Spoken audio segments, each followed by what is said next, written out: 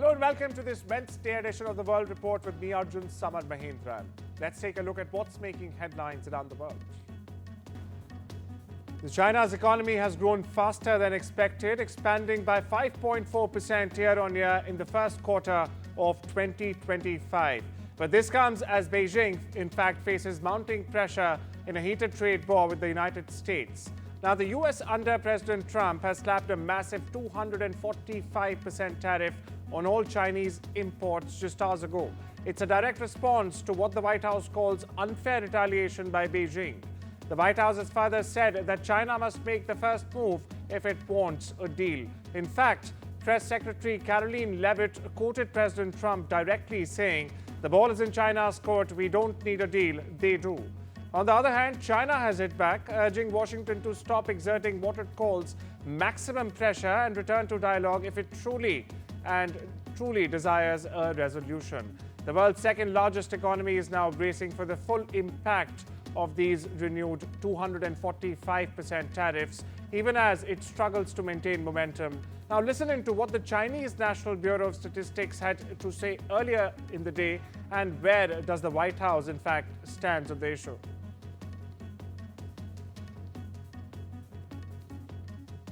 从短期来看呢，就是美国加征高额关税会对我们国家的这个外贸和经济带来一定的压力，但是改变不了中国经济持续长期向好的大势。中国经济基础稳，韧性强，潜力大，所以我们有底气、有能力、有信心应对外部挑战，实现既定发展目标。 Look, the president has made his position on China quite clear, although I do have an additional statement that he just shared with me in the Oval Office. The ball is in China's court. China needs to make a deal with us. We don't have to make a deal with them. There's no difference between China and any other country except they are much larger. And China wants what we have, what every country wants, what we have, the American consumer. Or to put it another way, they need our money. So the president, again, has made it quite clear that he's open to a deal with China, but China needs to make a deal with the United States of America. Well, my colleague Gauri Dwivedi now joins us for the latest on this. Gauri, you heard both the statements. Washington saying the ball is in China's court versus Beijing saying it's maximum pressure. So it seems like a game of all brakes and no gas right now. What can we expect, Gauri? We can expect more tensions between China and US going forward. It clearly looks like both sides are waiting for the other party to now blink first. As far as these Chinese economic parameters are concerned, one needs to keep in mind this is January to March. This is before the Trump tariffs kicked in. So before any of the trade tensions, the trade uncertainty kicked in, these are those set of numbers. Of course, they indicate that the Chinese economy has done better than several years. In fact, the manufacturing numbers are the highest in the last 5 years. So indicates that the entire COVID, post-COVID lockdown, all of that economic distress, the Chinese economy has recovered from it till March. But now you have fresh trade tensions that are likely to have an impact on the overall economic forecast for China for this year, something that brokerages around the world are already reflecting. They are saying that Chinese government's expectation and target of a 5% growth for this year will not be met. In fact, some have even downgraded it to less than 3.5%. Indicating that these trade tensions will have a very large impact on China's manufacturing setup. And that will mean that these trade tensions are only set to increase from here on. And the message that the Trump administration is giving is that it's not going to bow down to the Chinese mechanism, so to say, and it will not bow down to any of the tactics, which is that even if there is a strong messaging coming in from China, Donald Trump is not going to relent, which means that if these tariffs remain the way they are, even the 3.5% growth target that some brokerages have brought down China's economy target to may be very difficult. Bottom line to this really is that the manufacturing overall ecosystem for China is under tremendous pressure. The numbers look rosy because they were before the Trump tariffs kicked in April. My sense is the next 2 quarters would see a lot of back and forth before the two sides finally get onto the table and decide what would be the way forward. The next 2 quarters will be crucial for China, says Executive Editor Gauri Dwivedi. Thank you so much for that, Gauri. Moving on and staying with China, in fact, the country has issued over 85,000 visas to Indian citizens. Now, this is between the 1st of January and the 9th of April only this year, signaling a thaw in people-to-people ties, in fact. Now, the Chinese ambassador to India also, in fact, invited more Indians to visit, calling China open, safe and friendly. The move comes amid rising global trade tensions, especially with the US President Donald Trump having threatened new tariffs on Chinese goods. Now, in response, China has urged India to stand against what it calls US tariff abuse, adding a diplomatic edge to an otherwise soft power move. Over in the US, Secretary of State Marco Rubio and Trump's special envoy Steve Witkoff are set to visit Paris this week for key talks on Ukraine, Iran and even the ongoing trade war. Now, Witkoff will meet French President Emmanuel Macron while Rubio speaks with his French counterpart Jean-Noel Barrot. Now, the visit comes shortly after Witkoff met Russian President Putin in Moscow. It was part of a slow-moving push for, in fact, a ceasefire in Ukraine. Macron, meanwhile, is rallying European support for Kiev, including the idea of a reassurance force if fighting indeed does stop. Trade tensions, meanwhile, are also expected to feature in the talks as Trump's recent tariff suspension faces skepticism from Paris. Donald Trump threatened to eliminate Harvard University's tax-exempt status following the Ivy League school's refusal to implement policy changes demanded by his administration this week. Now, basically, all major colleges and universities across the U.S. are tax-exempt organizations, and the government revoking that status over policy disagreements would be unprecedented. Like many other Trump decisions this time, the U.S. tax code, meanwhile, also grants exemptions to a wide swathe, in fact, of organizations including charities, religious institutions, and even some political organizations. But Republicans, well, they've taken aim at the Ivy League through the tax code in the past. Congress imposed a 1.4% tax on high-dollar university endowments like Harvard's, in fact, in 2017, and Republicans may expand the levy in the tax package they are currently assembling. Listen in. I believe the possibility of removing tax-exempt status. How serious is that threat, and are there other universities he's considering? First, when it comes to Harvard, as I said, the president has been quite clear they must follow federal law. He also wants to see Harvard apologize, and Harvard should apologize for the egregious anti-Semitism that took place on their college campus against Jewish American students. Staying with the U.S., President Donald Trump is now proposing a controversial self-deportation program offering financial incentives for undocumented immigrants to leave the U.S. voluntarily. Now, in a Fox Noticias interview, Trump said stipends and plane tickets would be provided with a chance to re-enter legally in the future. The White House, meanwhile, offered no further comments. Now, Trump, who's vowed mass deportations in his second term, is now urging immigrants to initiate their own departure through a government app. His latest policy comes as immigration remains a top election issue and follows a broader crackdown on illegal entry and overstays. And the Trump administration has proposed eliminating U.S. funding for United Nations peacekeeping missions, citing failures in Mali, Lebanon, and even Congo. The U.S. currently contributes over a quarter of the UN's peacekeeping budget. Now, the proposal is part of a larger plan, in fact, to slash the State Department's budget by half or 50%. For this, Congress must approve the plan, and lawmakers are expected to push back. Meanwhile, UNICEF has said it in fact expects a 20% cut in its 2026 budget. Now, this after the U.S. slashed humanitarian aid under President Trump's America First initiative. The agency had nearly $9 billion in 2024, but now anticipates steep drops, citing a global funding crisis. The U.S. has historically been UNICEF's largest donor, contributing over $800 million only last year. Trump's broader aid review has already forced rather major cutbacks across UN agencies, with staff layoffs and program reductions looming. UNICEF has said that it's reassessing operations to protect what matters the most: child survival and well-being.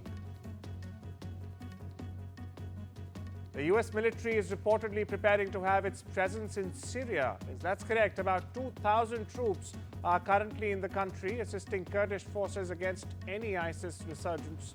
The move comes as the Trump administration balances negotiations with Iran and also increases its military posture across West Asia.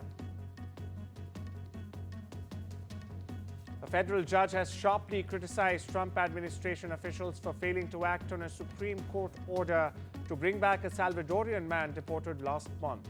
29-year-old Kilmar Abrego Garcia was in fact sent to a mega prison in El Salvador despite legal protections that should have in fact kept him in the US. Now, the judge, Paula Sinis, has said, and I quote here, nothing has been done, and gave the government 2 weeks to show concrete steps. While the Supreme Court has said that the US must facilitate his return, the Department of Homeland Security now says that the man Garcia, who hails from Maryland, will be detained if he tries to re-enter the country. The Team Trump defends the deportation, citing alleged gang MS-13 ties, which his family vehemently deny. The European Union's long-delayed roadmap to end oil and gas imports from Russia will finally be released on the 6th of May. Now, the plan, originally due last month, outlines how the bloc intends to quit Russian fossil fuels entirely by 2027.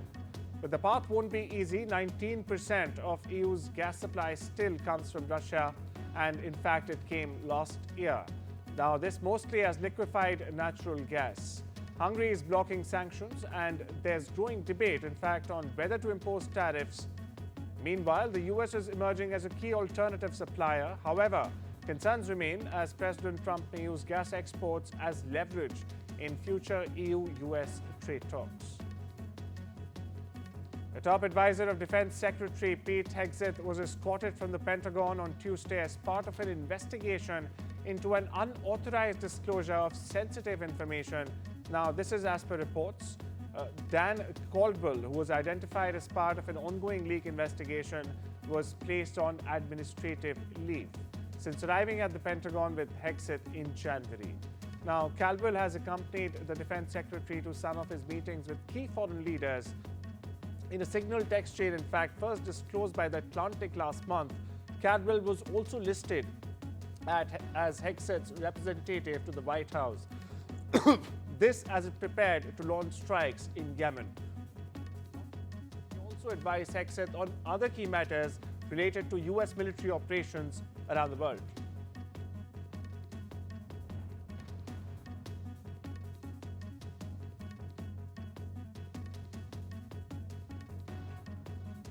Four people have been injured in a shooting at Wilmer Hutchins High School in Dallas. Authorities have said that 3 of the victims, aged between 15 and 18 years of age, were shot but are expected to recover.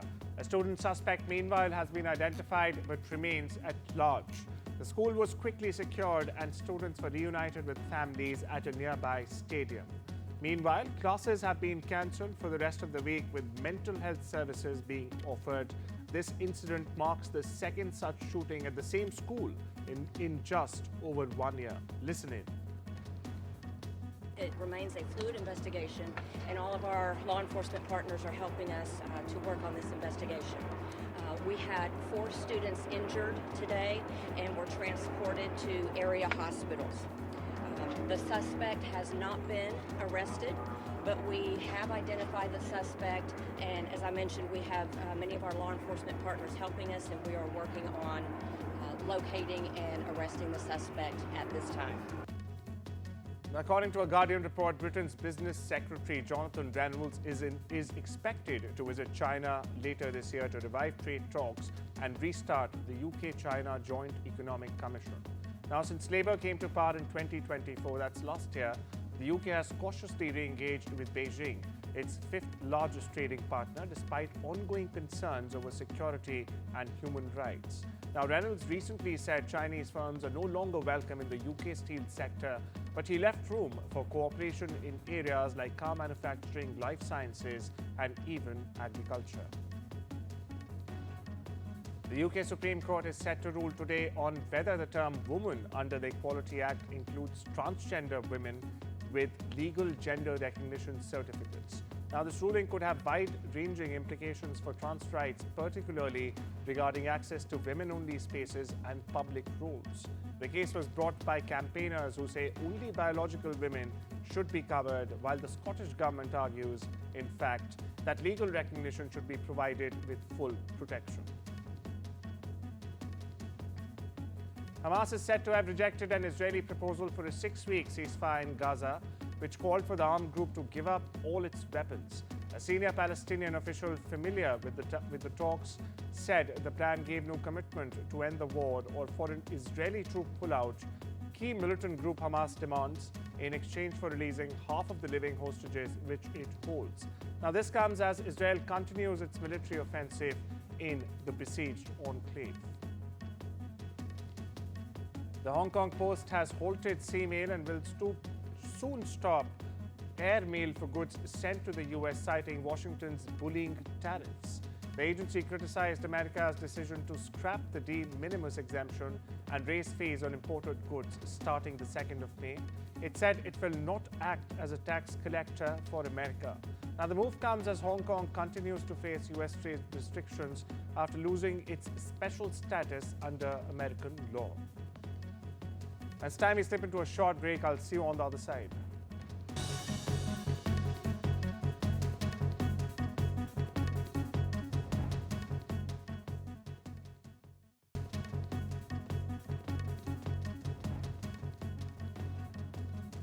Welcome back. You're watching the World Report. On to business news now. NVIDIA is taking a $5.5 billion hit after the US government blocked sales of its advanced H20 A1 chips to China. In fact, now the chips, popular with Chinese tech giants like Tencent and ByteDance, have in fact been flagged by US officials for their high-speed memory connectivity, which could very well be used to build supercomputers.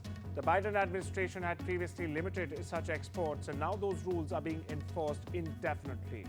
Meanwhile, NVIDIA, a key player in the global AI race, had designed the H20 to comply with earlier restrictions, but that wasn't enough. Now, the move comes as NVIDIA plans major US investments in AI hardware, aligning with Trump's push for domestic manufacturing. Harley-Davidson is under intense pressure from its second largest investor, H Partners, which wants immediate leadership changes. Now, the firm has launched a boardroom battle pushing for the removal of CEO Joshen Zeitz and 2 other longtime directors. Now, Zeitz is expected to retire this year. He has led Harley since 2020. H Partners holds a 9% stake and blames management for declining sales and a 45%, almost 50% drop in stock over the past 1 year alone. Now, the company plans to take their case to shareholders at next month's annual meeting. Harley-Davidson has not responded publicly yet. A newly revealed internal memo shows that Meta CEO Mark Zuckerberg once considered spinning off Instagram amid fears of antitrust action. The 2018 document shown during an FTC trial highlights growing pressure on big tech firms. Zuckerberg acknowledged that consolidation could bring growth but also risks along. The FTC wants Meta to unwind its acquisitions of Instagram and WhatsApp, citing anti-competitive behavior. Meanwhile, Meta argues it faces strong competition from TikTok, YouTube, and other sites. The trial could very well reshape how US regulators treat major tech mergers.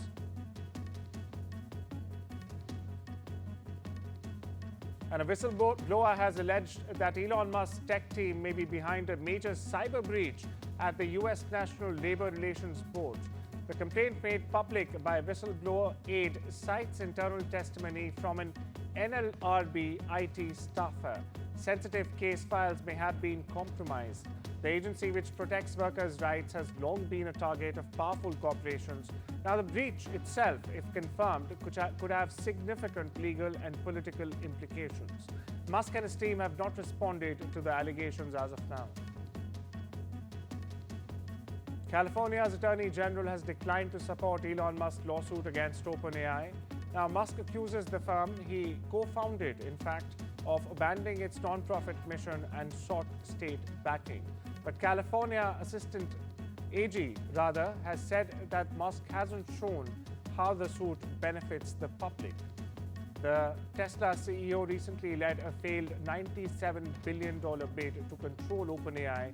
The legal battle, meanwhile, centers on OpenAI's shift to a for-profit model and Musk's claim that it undermines its original goals. A jury trial, meanwhile, is set for next year, while OpenAI insists its new structure, in fact, helps fund its mission. In the world of sports, shooting sports will return to the Olympic spotlight at the 2028 Los Angeles Games. That's correct. This time in LA County itself. Now, that's a shift from Paris 2024, where events were held nearly 270 kilometers from the main venue. The International Shooting Sport Federation President Luciano Rossi welcomed the move and has also said that he'll push for future games to keep shooting within host cities. Portuguese soccer team Astoria Praia will wear special green and yellow jerseys in a match against Braga to honor Arjun, the legendary Brazilian Formula One driver. Now, the special kit is a tribute to Senna's iconic helmet colors and his first F1 win at the Escalates circuit in 1985. The tribute marks the 40th anniversary of Senna's win, and the team is in fact celebrating the connection between Senna and the municipality of Casais. Now, Wink Martindale, the iconic voice behind decades of American game shows, has passed away at the age of 91. Known for hosting classics like Tic-Tac-Toe, Gambit and High Rollers, Martindale died in Rancho Mirage in California. His manager confirmed the sad news. Martindale began his career in radio, where he also befriended a young Elvis Presley. With over a dozen game shows under his belt and a signature baritone voice, Wink became a beloved TV presence. His nickname also came from childhood mispronunciation of his birth name, Winston. No cause of death has been shared yet. Now, HBO is officially confirming the first cast members for the Harry Potter TV series. That's correct. Harry Potter HBO series confirms casting for Dumbledore, Snape, Hagrid and more Hogwarts staffers: John Lithgow, Janet McTeer, Papa Esidu, Nick Forrest, Luke Thannon and Paul Whitehouse. The show is expected to begin filming this summer itself. HBO, meanwhile, is describing the show as a faithful adaptation of the globally recognized J.K. Rowling book series. Well, that's all we have for you today. Take care and have a wonderful day.